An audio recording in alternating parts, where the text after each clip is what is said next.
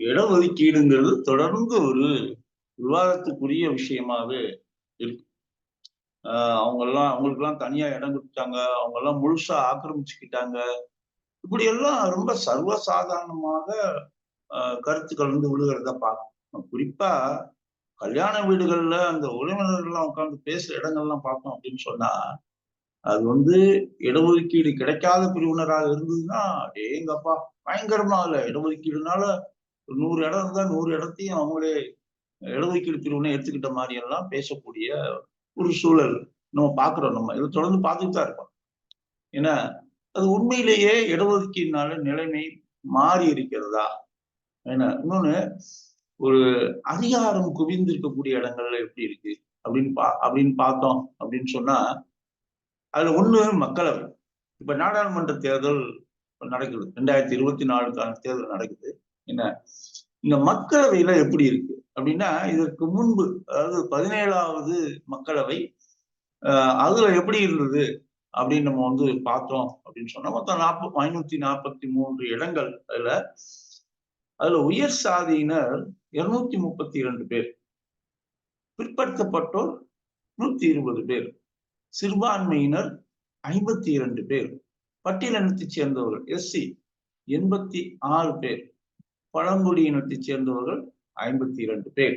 இந்த கடைசியில பட்டியலினம் பழங்குடியினருக்கு பிராக்கெட்ல நான் வந்து போட்டிருக்கிற எண்ணிக்கை வந்து ஒதுக்கீடு செய்யப்பட்ட தொகுதிகளின் எண்ணிக்கை. இப்ப பட்டியலினத்துக்கு 84 தொகுதிகள் ஒதுக்கீடு செய்யப்பட்டது. பழங்குடியினருக்கு 52 தொகுதி வச்சிருக்கிறவங்க 47 தொகுதிகள் ஒதுக்கீடு செய்யப்பட்டதாக அது இருக்கு. இதுதான். அப்ப நீங்க இதை இப்படி கணக்கு பார்த்தீங்கன்னா கூடுதலா ஒரு 2 பேர் இருக்காங்க, இங்க கூடுதலா ஒரு 5 பேர் இருக்காங்க. நம்ம வந்து அதை எடுத்துக்கலாம். நம்ம இப்ப மொத்தம் 543ல 232 பேர் உயர் சாதியினர் அப்படிங்கிறது. இதுல இந்தி பேசும் மாநிலங்களுடைய நிலைமை எப்படி இருக்கு அப்படின்னு எடுத்துக்கிட்டோம் பார்த்தா, மொத்தம் 199 தொகுதிகள் இந்தி பேசும் மாநிலங்கள்ல இருக்கு. இதுல ஆக்சுவலா பார்த்தோம்னா இந்த 1990கள் 80களின் இறுதியில தான் மண்டல் கமிஷனை விபி சிங் முன்வைக்கிறாரு, அத நடைமுறைக்கு கொண்டு வர்றாரு. அப்ப எழுந்த எழுச்சி அந்த பிற்படுத்தப்பட்ட மக்கள் மத்தியில. ஏன்னா மண்டல் கமிஷன்ங்கிறதே நீண்ட கால கோரிக்கை. அது நிறைவேறக்கூடிய நேரத்துல அந்த பிற்படுத்தப்பட்ட மக்கள் மத்தியில ஒரு எழுச்சி ஏற்படும். அந்த எழுச்சியின் காரணமாக அன்றைக்கு இந்த நாடாளுமன்றத்துல மக்களவையில இருந்த பிற்படுத்தப்பட்ட மக்களின் எண்ணிக்கை அதுக்கு முன்பு வரை 11 விழுக்காடாக இருந்தது, 22 விழுக்காடாக ஒரு அதிகரிக்குது. இதுக்கு இந்த மண்டல் அலை ஒரு பெரிய காரணமா இருக்கு.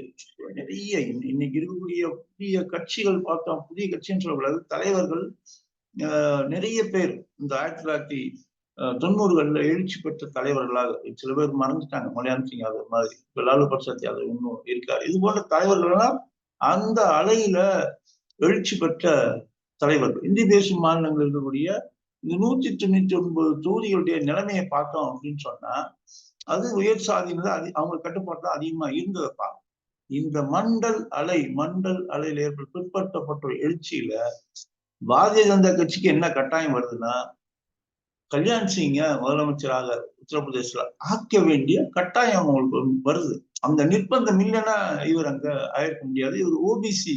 ஏன்னா அந்த ஓபிசியுடைய எழுச்சி தான் மண்டல் கமிஷன் நேரத்துல நடக்கிறது, இவரை ஆக்குறாங்க.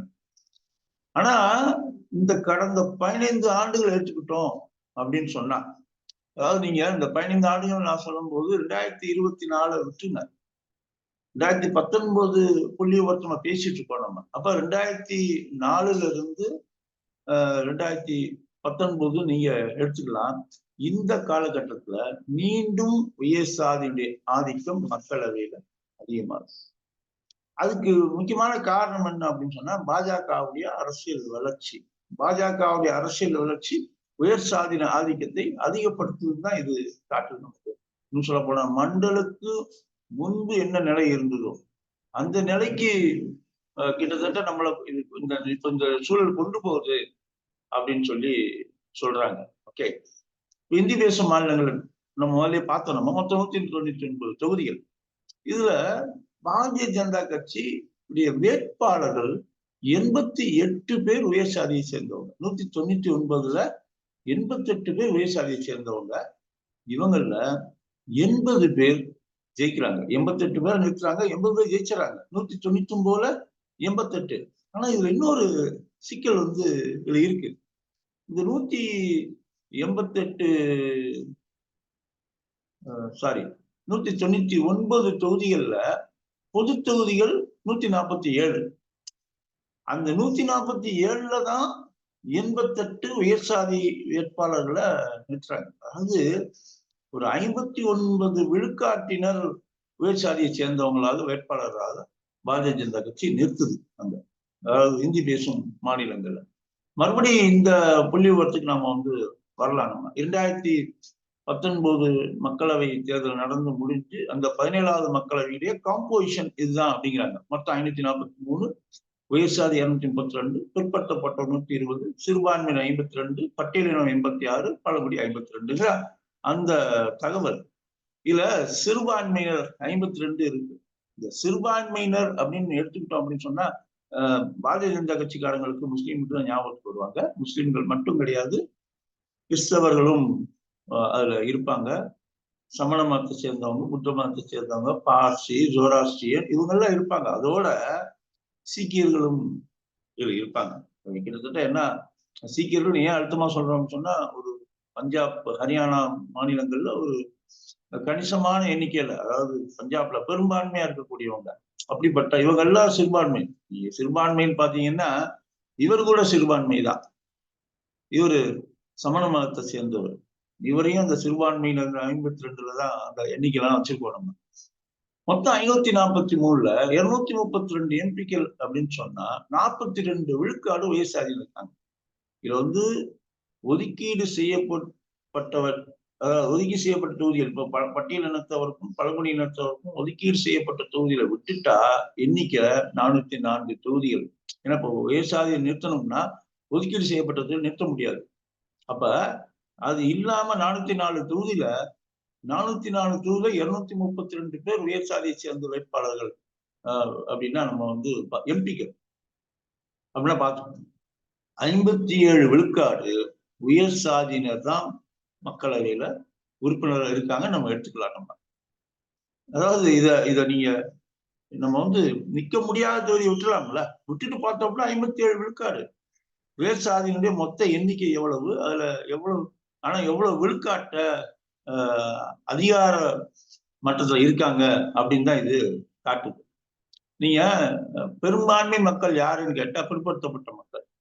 அவங்க அந்த 404 தொகுதியில 120 தொகுதிகள்ல தான் அவங்க பிரதிநிதிகளாக இருக்காங்க. அதாவது 29 விழுக்காடு மட்டும்தான் அவங்க பிரதிநிதிகளாக இருக்காங்க.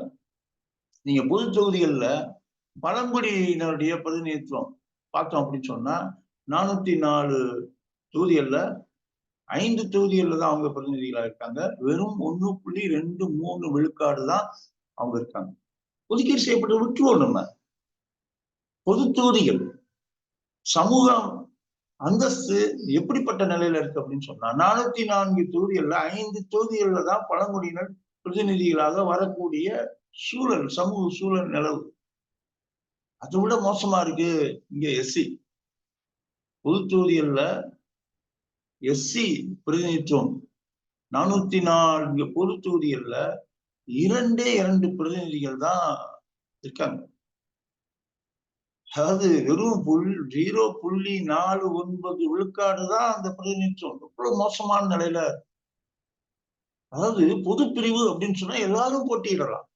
ஒதுக்கீடு செய்யப்பட்டிருக்கக்கூடிய எஸ்சி, எஸ்டி எல்லாரும் போட்டியிடலாம் பொது தொகுதி அப்படின்னு சொன்னா. ஆனா அந்த பொது தொகுதிகள்ல இன்றும் போட்டியிட முடியாத சூழல், போட்டியிட்டு வெற்றி பெறுவதெல்லாம் அப்புறம் போட்டியிட முடியாத சூழல் பல்வேறு இடங்களில் நிலவுறதான் இந்த புள்ளி விவரம் காட்டு. அப்ப பொது தொகுதிகள்ல தங்களுக்கு உரிய இடத்தை எப்ப பெறுவாங்க? அப்பதான சமூக நீதி மலரும். அதான் அவங்களுக்கு தான் கொடுத்தாச்சு அப்படின்னு சொன்னா நீங்க மறுபடியும் சமூகத்திலிருந்து அவளை ஒதுக்கி வைப்பதுதான். எப்ப இன்க்ளூசிவா மாறுறது? எப்போ உள்ளடக்கிய சமூகமாக மாறுவது? இந்த உள்ளடக்கிய சமூகம் மாறாத வரை சில பேர் என்ன சொல்லுவாங்கன்னா, இந்த இடஒதுக்கீடு தொடரும் அப்படிம்பாங்க. இடஒதுக்கீடு தொடரக்கூடாது அப்படின்னா, உண்மையான சமூக நீதி மலர வேண்டும் அப்படிங்கிறது தான் ஒரு நியாயமா இருக்க முடியும். அப்ப அதாவது இதுல நம்ம வெறும் மக்களவைக்கான பிரதிநிதித்துவம் பத்தி பார்த்தோம் இப்ப நம்ம. நீங்க இன்னும் நீங்க உச்ச நீதிமன்றத்துடைய நீதிபதிகள் எண்ணிக்கை, நீங்க இன்னைக்கு இருக்கக்கூடிய அரசு செயலாளருடைய எண்ணிக்கை, மத்திய அரசுல இப்படி எல்லாம் பார்த்தோம்னாலும், இந்த நிலைமை தான் நீடிக்குது. அதிகார மட்டத்துல இன்னும் தங்களுடைய ஆதிக்கத்தை சிறுபான்மையாக இருக்கக்கூடிய உயர் சாதியினர் வச்சிருக்காங்க அப்படிங்கிறது தான். அப்ப இந்த இடங்கள், இந்த அதிகார மட்டத்தில் தங்களுக்கு உரிய பங்கை பிற்படுத்தப்பட்ட மக்கள், பட்டியலின மக்கள், பழங்குடி மக்கள் பெறும் வரை சமூக நீதிக்கான போராட்டத்தை சமூக அமைப்புகள் தொடர்ந்துகிட்டு தான் இருக்கும். அதுதான் சரியாகவும் இருக்கும், நேர்மையாகவும் இருக்கும்